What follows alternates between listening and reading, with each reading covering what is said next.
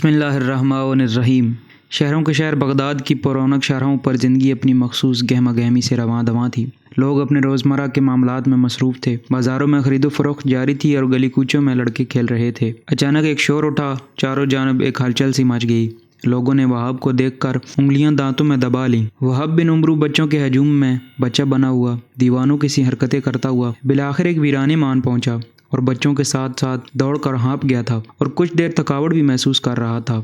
وہ اپنے عصا کے فرضی گھوڑے پر سے اترا اور بچوں سے بولا، میرا گھوڑا بھی تھک گیا ہے، اسے بھوک بھی لگی ہے اور اب یہ آرام بھی کرنا چاہتا ہے۔ اس نے عصا کو گھوڑے کی طرح چمکار کر کھنڈر کے شکستہ دیواروں کے ساتھ کھڑا کر دیا۔ بچے کھلکھلا کر ہنس پڑے۔ اے وہاب، کیا تمہارا گھوڑا گھاس کھاتا ہے؟ ہاں، یہ تمہاری عقل کے ساتھ ہر روز گھاس چرنے جاتا ہے، وہاب نے شوخی سے جواب دیا۔ اچھا، یہ پانی بھی پیتا ہوگا؟ ایک اور شریر بچے نے سوال کیا۔ ہاں، یہ پانی بھی پیتا ہے، مگر تمہارے خلیفہ کے پیمانے میں، وہاب ہنسا۔ بچے بھی اس کی ہنسی میں شریک ہو گئے اور مچل کر بولے، اے وہاب، ہمیں اپنے گھوڑے کی سواری کراؤ۔ وہاب نے پرے دھکیلا، خبردار، کوئی میرے گھوڑے کے قریب بھی نہ آئے، میرے گھوڑے کا مزاج شاہانہ ہے، کسی کو لات مار دی تو مجھے نہ کہنا۔ بچے ہنسے اور تالیاں بجانے لگے۔ وہاب نے دیوار کے ساتھ ٹیک لگائی اور گہرا سانس لے کر بولا، اچھا دوستو، اب مجھے کمر سیدھی کرنے دو اور تم اپنے اپنے گھروں کو جاؤ۔ بچے کچھ دیر اس کے ساتھ چڑھانی کرتے رہے۔ جب وہاب نے ان کی طرف دیکھ کر کوئی توجہ نہ دی تو وہ ایک ایک کر کے اپنے اپنے گھروں کو لوٹ گئے۔ وہاب نے اس کھنڈر میں ڈیرا جما لیا۔ اس کے گھر والے پریشان ہوئے، اس کے عزیز و رشتہ دار اکٹھے ہوئے اور لوگوں سے پوچھتے معلوم کرتے اس کھنڈر تک آ پہنچے جہاں وہاب نے بسیرا کیا ہوا تھا۔ دیکھا کہ وہ ننگی زمین پر اپنے بازو کا تکیہ بنائے چین کی نیند سو رہا ہے۔ اس کی یہ حالت دیکھ کر اس کے عزیزوں کی آنکھوں میں آنسو آ گئے۔ کچھ ہزارے افسوس کرنے لگے۔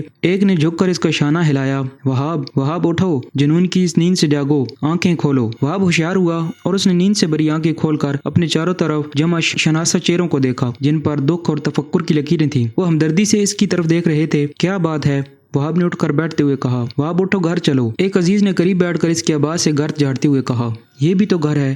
وہاب نے کھنڈر کی ٹوٹی ہوئی دیواروں کی طرف اشارہ کیا۔ بھلا اس میں کیا کمی ہے؟ نہ ہمسائے کا جھگڑا، نہ مالک مکان کا خوف، نہ دربان کی مصیبت، نہ چور کا ڈر۔ کیسی باتیں کر رہے ہو وہاب؟ کوئی انسیت سے بولا۔ میں تمہاری زبان ہی تو بول رہا ہوں، وہاب نے جواب دیا۔ تمہاری طبیعت ٹھیک نہیں ہے، میری طبیعت بالکل ٹھیک ہے، میں بہت مزے میں ہوں، وہاب بولا۔ وہاب نے کمال بے نیازی سے جواب دیا، نہیں، تم بیمار ہو، تمہیں علاج کی ضرورت ہے۔ کسی عزیز نے اسے سمجھانے کی کوشش کی۔ بیمار تو سب ہی ہیں، علاج کی کس کو ضرورت نہیں ہے؟ وہاب ہنسا اور رازداری سے بولا، تم خود ہی کہو، کیا خلیفہ، کیا وزیر، کیا کوتال اور کیا دروغہ، ان میں سے کون ہے جسے علاج کی ضرورت نہیں؟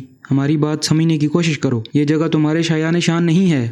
اس کے رشتہ دار پریشان ہو گئے۔ بھلا یہ میرے شایان شان کیوں نہیں ہے؟ یہ خلیفہ کے محل سے تو بہتر ہے کہ روز حشر مجھ سے اس کے بارے میں کوئی باس پرس تو نہیں ہوگی۔ اس کے رشتہ دار زچ ہو گئے۔ انہوں نے بہت کوشش کی کہ اسے گھر لے جائیں اور اس کے جنون کا علاج ہو جائے، لیکن وہ قطعاً رضامند نہیں ہوا۔